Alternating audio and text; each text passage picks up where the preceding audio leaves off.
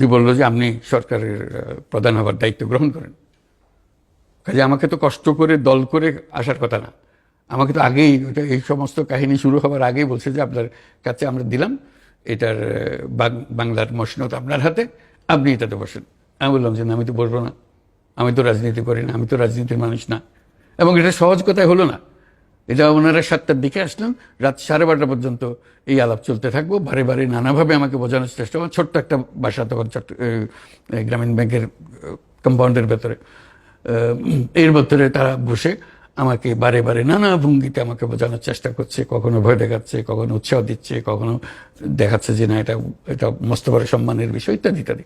আমি প্রতিবারই জবাব দিচ্ছি যে না, আমি এই দায়িত্ব গ্রহণ করবো না, এই দায়িত্ব গ্রহণ করার কোনো উৎসাহ আমার মধ্যে নাই। কাজে ওইভাবে চলে গেছে। তারা যাবার সময় বলে গেল যে আমরা আবার সকাল 7টার সময় আসবো। তা আমি বললাম ঠিক আছে, 7টায় আসেন, যতটায় আসেন ইয়ার ওয়েলকাম, আপনি যখন আসতেছেন আসবেন, তবে জব একই জব পাবেন, জব ভিন্ন হবে না। এটা আমি হঠাৎ করে জব দিচ্ছি না, এটা আমার স্থির সিদ্ধান্ত, কাজে এখানে আসবেন না। ওইভাবেই তো শুরু হলো। তারপরে এটা চলতে থাকলো, এই সরকার চলতে থাকলো।